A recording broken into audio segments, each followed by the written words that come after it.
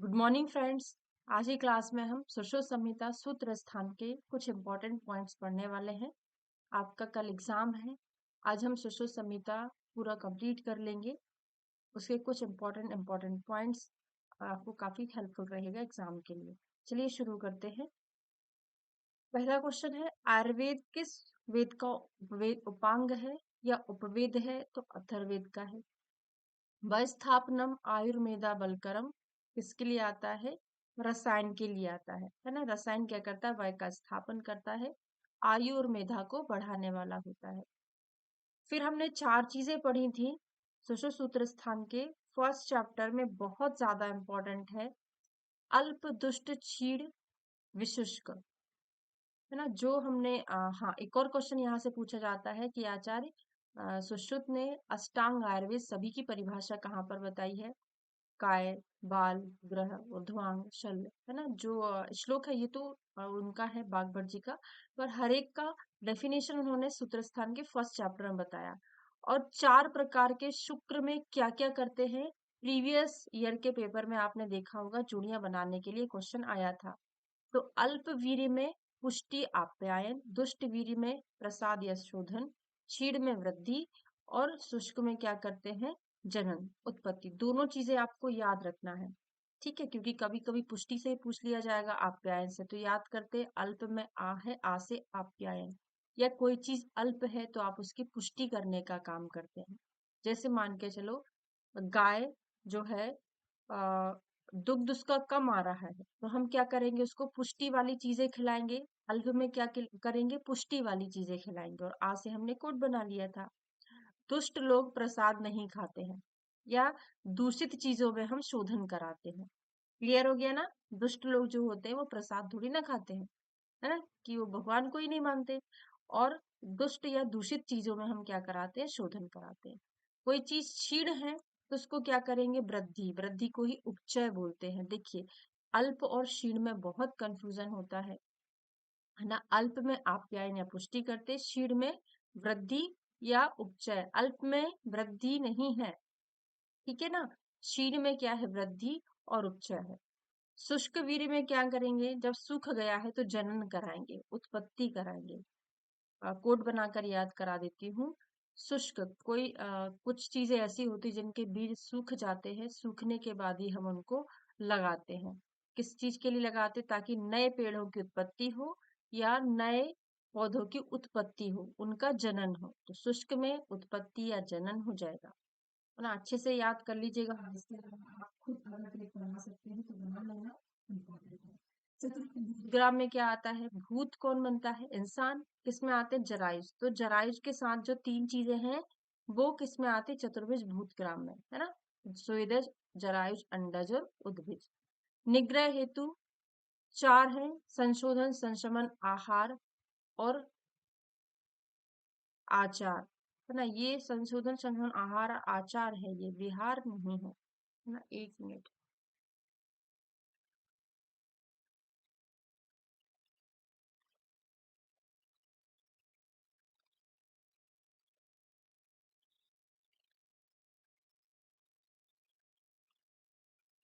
आचार मतलब वही होता है विहार टाइप का, लेकिन श्लोक में आचार है, आपको आचार ही याद रखना है ना। संशोधन, संशमन, आहार और आचार, ठीक है। आचार नहीं है, आचार है। ओके। स्थावर औषधियों के चार भेद है, वनस्पति, वृक्ष, विरुद्ध, औषधि। क्वेश्चन पूछा जाता है यहाँ पे, इसकी जगह चरक ने क्या बोला है? वानस्पत्य बोला है। बड़ा वाला वा, वानस्पत्य याद कैसे रहेगा? बड़े वाले वा से बड़े वाले वृक्ष को रिप्लेस कर दिया। वनस्पति में क्या होता है? ओनली फल रहता है, इसमें फल और पुष्प दोनों रहता है। विरुद्ध लता रहती है। औषधि क्या होता है? औषधि पकने के बाद, फसल पकने के बाद जब नष्ट हो जाती है उसको औषधि कहते हैं। जांगम औषधियों के चार भेद है, ये तो हो गए स्थावर के चार भेद। वनस्पति, वृक्ष, विरुद्ध, औषधि। सुश्रुत के अनुसार चरक ने वृक्ष के स्थान पर वानस्पत्य बताया। जांगम जांगम के भी चार होते, जो हमने चतुर्विध भूतग्राम पढ़े ना, वही जांगम औषधियों के चार भेद हैं। जरायुज, अंडज, स्वेदज और उद्भिज। वनस्पति की हम बात करें, ये क्वेश्चन पूछे गए हैं प्रीवियस ईयर के पेपर में, जोड़ियां बनाने के लिए आया था। तो पुष्पा फलवंतो। फिर हमको कंफ्यूजन होता है वनस्पति में कि पुष्प रहेगा कि फल रहेगा। तो आपको याद कराया था हमने कि हमारे सेहत के लिए कौन ज्यादा इम्पोर्टेंट है, पुष्प की फल। क्या खाएंगे हम, फल खाएंगे ना, तो फल ही इसमें होते हैं, तो पुष्प नहीं है, फल है। ठीक है। और दोनों चीजें किस में है, वृक्ष में है। चतुर्विध वर्ग में क्या आता है, भूतग्राम में जरायुज अंडस स्वेदज उद्भिज आता है, और वर्ग में स्थावर जांगम पार्थिव और कालकृत औषधि आता है। चिकित्सा बीज क्या है ना, बीज चतुष्ट भी इसको बोलते हैं। क्या बोलते हैं, बीज चतुष्टय।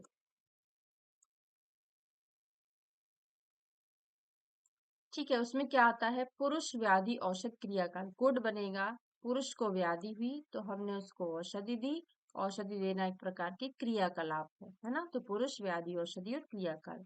शिष्य के वस्त्र कषाय वर्णी, तो शिष्य में षटकोण वाला, यहाँ पे कषाय है ना। और श्वेत वर्णी किसके होते हैं, रोगी के होते हैं। देखो, रोगी को अगर हम लाल कलर के कपड़े पहनाएंगे, उसमें अगर ब्लीडिंग होगी तो हमको पता ही नहीं चलेगा ना। इसीलिए हमको क्या करना है, उसको श्वेत कलर के वस्त्र पहनाना है। तो शिष्य के कषाय, रोगी के श्वेत। यथा खरस चंदन भारवाही, वेत्ता नातु चंदनस्य, है ना। ये क्वेश्चन का रेफरेंस पूछा जाता है, कहाँ का है, तो सूत्र स्थान 4th नंबर का है ना। कौन सा है 4th नंबर का चैप्टर, पहला विद्युत्पत्ति, दूसरा शिष्योपनयनी, तीसरा अध्ययन संप्रदानी, चौथा होता है प्रभाषणी, है ना। प्रभाषणी वाला जो चैप्टर है उसमें आता है। और ये इसका मीनिंग क्या होता है कि जिस प्रकार घोड़ा अपने पीठ पर चंदन की लकड़ियों को ढोता है, उसको पता ही नहीं रहता कि वो चंदन की लकड़ियां, उसी प्रकार जो मूर्ख लोग होते हैं वो अपनी लाइब्रेरी बढ़िया सजा के रखते, इतनी सारी बुक्स, उनको ज्ञान ही नहीं होता कि बुक बुक उनके लिए फायदेमंद है। फिर एक शास्त्रम आधीन्यो ना विद्या शास्त्रम निश्चयम, सूत्र स्थान 4 का है। ठीक है। शस्त्र कर्म कितने होते हैं, 8 होते हैं। कौन कौन से, छेद्यम भेद्यम लिख्यम वेद्यम यश्यम आहाराभ्यम विश्राव्यम सीव्यम इति। तत्राश्र विशाला समा सुभक्त निराश्रय। व्रण के गुण होते हैं कौन कौन से, आयत, विशाल, सम, सुविभक्त, निराश्रय। ये 5 व्रण के गुण हैं। शल्य चिकित्सक के गुण कितने होते हैं, 6। कौन कौन से, आशु क्रिया करना, शस्त्र दक्षिण्यम, अस्वेदम, अविपथु, ऐसे करके आते हैं जो 6 गुण होते हैं। याद आपको है क्योंकि क्वेश्चन ऐसा पूछा जाता है, निम्न में से कौन सा नहीं होता। चंद्रमंडल बताए थे कि जिसको मेहंदी लगाना नहीं आता तो हाथ में गोल गोल बना लेता है, हाथ और पैर में चंद्रमा के जैसा। तो चंद्रमंडल हाथों पैर में। अर्धचंद्राकार किसमें होगा, बुधा और मेढ्र में। ठीक है। बिना भोजन कराए शस्त्र कर्म, उसका मामा भागा हमने याद किया था, है ना। उसका मामा, उसका से हो जाएगा उदर रोग, और भागा उसका आप लिख लेना, है ना।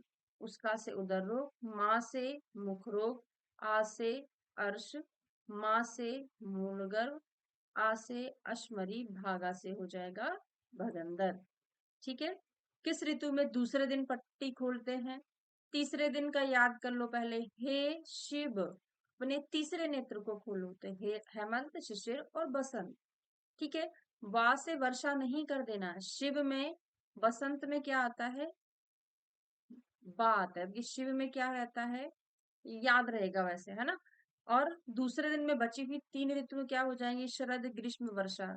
अगर भूलो ना तो ऐसे याद कर लेना, जहां पे षटकोण वाला शाह है वहीं पे दूसरा वर्षा वाला षटकोण वाला शाह आया है ना। यहाँ पे वसंत है। ठीक। तीव्र वेदना युक्त व्रण की चिकित्सा है सुकोष्ण घृत और मुलैठी चूर्ण। वही वेदना शांति के लिए क्या देते हैं, सुकोष्ण घृत के साथ मुलैठी चूर्ण। तरुण और अल्पविधि वाली औषधि कहाँ होती है, वर्षा में। आपको एक क्रम याद कराए थे, शिशिर, वसंत, ग्रीष्म, ग्रीष्म से, ग्रीष्म, फिर वर्षा, शरद और हेमंत, याद है। पहले हम जो पढ़ते ना, शिशिर, वसंत, ग्रीष्म, वर्षा, शरद, हेमंत, तो शिशिर वसंत को हटा दो, ग्रीष्म, वर्षा, शरद, हेमंत। तो ग्रीष्म ऋतु में क्या होता है, निसार होता है। ठीक है। उसके बाद आता है वर्षा। वर्षा में क्या होता है, अल्प वीर्य वाली, शरद में मध्य वीर्य वाली, है ना, और हेमंत में परिणित वीर्य वाली। ऐसे एक क्रम रहता है, यहाँ पूरा नहीं लिखा है।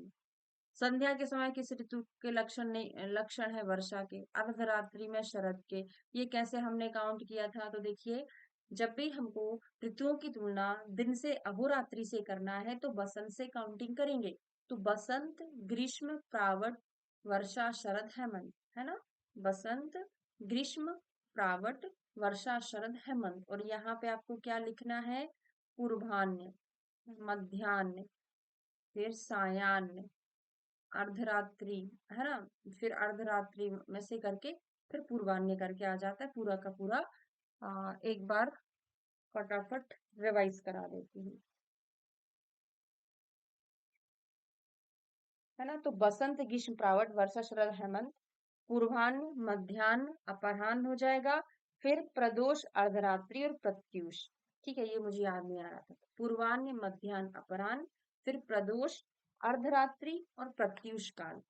ठीक है, तो उसमें आपको ये भी याद हो जाएगा। फिर हेमंत और रजनी नाम की लड़की, हेमंत लड़का है, रजनी लड़की है, उनको एलपीजी की गैस भरवाना है। ऐसे याद कराए थे, लिक्विड पेट्रोलियम गैस, मतलब लोध प्रियंगु पुन्नाग करके पुष्प उत्पन्न होते हैं। और रजनी तो रजो धुमाकुला दिशा याद किए थे। हेमंत में किस दिशा की वायु चलती है? तो हेमंत और रजनी को सभी चीज का उत्तर देना पड़ता था कि उनने जो पैसे लिए हैं वो उन्होंने कहाँ खर्च किए हैं, क्योंकि दोनों घर चला रहे हैं ना। हेमंत में एलपीजी की गैस याद कराए थे, याद है? एल फॉर लोद्र, पी फॉर प्रियंगु, जी फॉर पुन्नाग, जी फॉर गा हमने याद किया था। फिर शिशिर ऋतु में क्या है? ठंडी है। तो वात वृष्टि आकुला दिशा, ठंडी ठंडी हवा चलती है, वात वृष्टि भी होती है। देखिए, शिशिर मतलब जनवरी फरवरी का महीना, ठंडी के साथ साथ वहां पे बारिश भी तो होती है ना? बसंत ऋतु में पुष्पित वृक्ष, तो बसंत की अक्षी पलाश के जैसी, याद आ रहा है कि नहीं? बसंत की अक्षी पलाश के जैसी, पलाश मतलब किंशुक, तो पलाश, कमल, अशोक, वकुल, आम्र आदि के पुष्प। ग्रीष्म ऋतु में वायु कैसे चलती? नैऋत्य। ग्रीष्म गर्मी के दिनों में बवंडर चलता है, ऐसा लगता है कोई नैऋत्य राक्षस आया और हमें उठा के ले जाएगा। प्रावट ऋतु में, प्रावट, पा से हमने पढ़ा था पाव, पाव से पा, वा, तो क्या हो जाएगा? पाँव हो जाएगा। पाँव क्या है? हमारे कदम है। तो कदम, नील, कुटा, सज के किस में आता है? प्रधान यंत्र कंक, प्रधानतम हस्त होता है। मन तत्र मनाशरी बाध कराणी शल्यानी, तेषाम हरणोपायो यंत्राणी। यंत्र की संख्या 101 है, भेद कितने हैं? 6। स्वस्ति संदंश ताल नाड़ी चला का उपयंत, नंबर आपको अच्छे से याद है, ये 24 है। संदंश 2, जब कोई डसता है 2 दांत निकलते ना उसमें, ताली दोनों हाथ से बजती है। ठीक है, शला का 28 है, नाड़ी 20 है, उपयंत्र 25 है। और मूल नाड़ी यंत्र पूछे तो कितने होते हैं? 14। सिंपल आपसे क्वेश्चन नाड़ी यंत्र बोल रहा है तो आपको 20 ही लगाना है। मूल नाड़ी यंत्र पूछेगा तभी आंसर 14 आएगा। उपयंत्र कितने हैं? 25 है। प्रायशो लोहानी भवंती, यंत्र प्राय लोह का बनते हैं। यंत्र के क्रमशः जीडी के हमने याद किया था, गुण, दोष और कर्म। 6 6 दूनी 12, 12 दूनी 24। और अगर हम याद करें आ, शस्त्र के, तो 6 8 और 8, गुण दोष कर्म, मतलब 6 गुण हैं, दोष 8 है, कर्म भी 8 है। स्वस्तिक यंत्र की लंबाई 18, है ना? इसकी 18, 16, इसकी 12, फिर इन सब की तीनों की आवश्यकता के अनुसार होती है। स्वस्तिक अस्थिगत याद कराए थे, स्वस्तिक बनाते हैं, जैसे लड़कियां इयररिंग्स पहनती हैं, स्वस्तिक के वो किसके बनते हैं? हड्डियों के बनते हैं ना। तो अस्थिगत शल्य निकालने के लिए जब कोई आ, स्नैक बाइट होता है तो क्या होता है? दंश त्वचा में बनते हैं, है ना? धीरे धीरे वो मांस में, सिरा, स्नायु में चले जाते हैं। ठीक है, उनका जहर अंदर अंदर चला जाता है। दंश कहाँ बनते? त्वचा में। त्वचा, मांस, राय, स्नायु इसमें लिखना है। और ताल, आपने देखा होगा स्कूप के जैसा छोटा सा रहता है ताल यंत्र, कान में मल है, नाक में मल है, तो उसके मल को निकालने के लिए किया जाता है। स्कूप बना रहता है ना छोटा सा, तो कान, नासा, नाड़ीगत शल्य के लिए। नाड़ी यंत्र का उपयोग स्रोतोगत शल्य उद्गराणक, तो देखो, नाड़ियां क्या होती है? एक प्रकार का स्रोतस जैसा रहता है ना, जैसे हमारे शरीर में रक्त व स्रोतस है, नलियों के जैसे, वैसे ही नाड़ी भी होती है। तो नाड़ी यंत्र का उपयोग स्रोतोगत शल्य उद्गरण और रोगों को देखने के लिए किया जाता है। सांप कैसे करता है? एक चक्रव्यूह बना के बैठता है, है ना, एक प्रकार का इस टाइप से व्यू बनाकर बैठता है सांप, है ना। तो सर्पण व्यूहन कर्म। मालती मूत्र मार्ग विशोधन। देखिए मैंने जब उत्तरवस्ती आपको पढ़ाया था ना, वहां पे मालती पुष्प के समान भी आता है। तो उत्तरवस्ती कहाँ से देते हैं? मूत्र मार्ग या योनि मार्ग से, है ना। तो मालती पुष्प के का उपयोग कहाँ करते हैं? मूत्र मार्ग विशोधन के लिए। शस्त्र की संख्या कितनी है? 20 है। यंत्र की 101 थी, है ना। अब ये मुझे याद कराने की जरूरत नहीं है, यहाँ से हमने याद किया था छेले, मकमल्ला और करपत्र, ठीक है। छेदे, ब्रजनमु, कुठाग्नि, आवेशु, त्रिशूकु, तीन मुख, ऐसे करके मैंने आपको याद कराया था। 20 के 20 शस्त्रों के काम यहाँ से आप नहीं करेंगे। शरीर की लंबाई कितनी होती? 10 अंगुल। कैसे याद रहेगा? सुश्रुत के शारीर स्थान में 10 चैप्टर है, तो इनका प्रमाण 10 अंगुल। सुग्रहणी, सुरूपाणी, सुसमाहित यंत्र के, ये तो शस्त्र के दोनों मैच करते हैं। तीन गुण कौन कौन से हैं जो मैच करते हैं? ग्रहणी, रूपाणी, सुसमाहित, ठीक है। तो कोड बनाकर याद करेंगे। सम रूप को हम ग्रहण करेंगे, बाकी को नहीं करेंगे। जो अच्छे सम दिखेंगे ऐसे रूप को ग्रहण करेंगे। तो समाहित, रूपाणी, ग्रहाणी, ठीक है। तो यंत्र शस्त्र में ऐसे सम रूपों को ग्रहण करेंगे, है ना, जो समान रहेंगे। क्लियर है? फिर लोहानी, धाराणी। धार और लोह किस में होगा? शस्त्र में ही होगा ना। धार वाले शस्त्र होंगे, यंत्र नहीं होते हैं। यंत्र कैसे होंगे? दृढ़ होते हैं। तो इसकी झंझट में ना पढ़ के दोनों के गुण गुण के श्लोक तो याद कर ही लीजिएगा। फिर हाँ, छेले मक याद है? छे ले मक, छेदन। यहाँ पे मासुरी, अर्धमासुरी, कैशिकी, अर्ध कैशिकी, है ना। तो लेखन में क्या आ रहा है? अर्धमासुरी आ रहा है ना। याद आ रहा है कि नहीं? कमेंट करके बताना है। मासुरी, अर्धमासुरी, कैशिकी, अर्ध कैशिकी। फिर मांस के छेदन, भेदन, पाटनेसु। तो मांस सोदक याद कराया था ना, मांस सोदक, उदक से उदक पायना में मांस के छेदन, भेदन, पाटन के लिए। त्वक सारादि वर्ग का उपयोग किसमें? छे भेले, बेछे,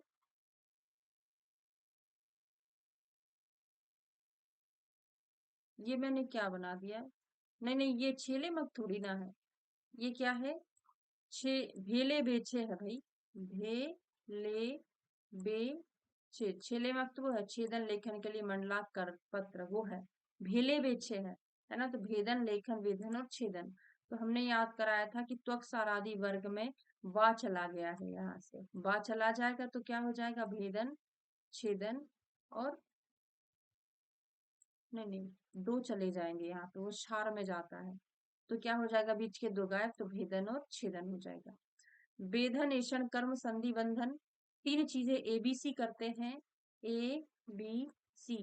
ए फॉर ऐषण, बी फॉर वेधन, सी फॉर कर्ण, संधि, बंधन। एबीसी करते हैं किसमें? कमलनाल में। मृदु मांस चर्म में कर्ण, संधि, बंधन। तो हमारे कानों की जो चर्म है, आप देख के छूकर देखिए कितनी ज्यादा सॉफ्ट है। तो मृदु मांस इधर भी है, इधर भी है, क्षार अग्नि कर्म में। हम इसको डिफ्रेंशिएट कैसे करेंगे? हमारे कानों की जो मांस है बहुत सॉफ्ट है, तो मृदु मांस। और अगर खंड करके आ जाएगा तो मृदु मांस पे जब हम अग्नि कर्म कराएंगे तो वो खंड खंड हो जाता है ना, छोटे छोटे स्पॉट बन जाते हैं। शस्त्र अनुशस्त्र श्रेष्ठा छारा। शस्त्र और अनुशस्त्र में श्रेष्ठ क्षार होता है, सुश्रुत ने बोला है। उन अनुशस्त्राणाम जलों का, आचार्य चरक ने अनुशस्त्रों में श्रेष्ठ किसको बोला? अग्रय का क्वेश्चन है। अनुशस्त्राणाम क्या होती है? जलौका होती है, ठीक है। उस चरक जी का है। क्षार होता है तीनों दोषों को हरने वाला, सौम्य होता है। क्षार के भेद देखिए, सौम्य है और क्षार की जो क्वांटिटी होती है ना, वो उष्ण औषधियों के द्वारा बनी होती है, इसलिए उसको उष्ण भी कहा गया है। बाकी है श्लोक आप पढ़ोगे क्षार वाला, तो देखिए क्या लिखा है। नाना औषधि संवाता त्रिदोषग्ना शुक्लत्वात् सौम्या, है ना। कटु होता है, लवण अनुरस होता है, वीर्य उष्ण होता है, गुण तीक्ष्ण होता है और वर्ण सौम्य होता है ना। वीर्य तो इसका उष्ण रहेगा, वर्ण जो है सौम्य, सौम्य से यहाँ पे श्वेत कलर का लिया गया है ना। ये हमने आपको बहुत अच्छे से समझाया है कि क्षार अगर शीतल है तो तीक्ष्ण उष्ण क्यों होगा? भाई सौम्य वर्ण है उसका, तीक्ष्ण होता है, उष्ण होता है, तभी तो लेखन का काम कर रहा है। दो भेद होते हैं पानी प्रति सारणी। क्रमी विर्ष अर्श में पानी कवि याद कराए थे, याद है? KAVI, K फॉर क्रमी, A फॉर अर्श, V फॉर विस। V फॉर क्या हो जाएगा? विश हो जाएगा। ठीक है, तो 70 क्वेश्चन हमने कर लिए। अभी मैं देख लेती हूँ कितने हैं टोटल, है ना? 70। ठीक है, 70 करके हम पूरा कवर कर लेंगे। Thank you so much. Video अगर अच्छा लगा हो तो लाइक जरूर करिएगा, कमेंट करके बताना है और कैसा है। ठीक है, मिलते हैं नेक्स्ट वीडियो में। Thank you so much.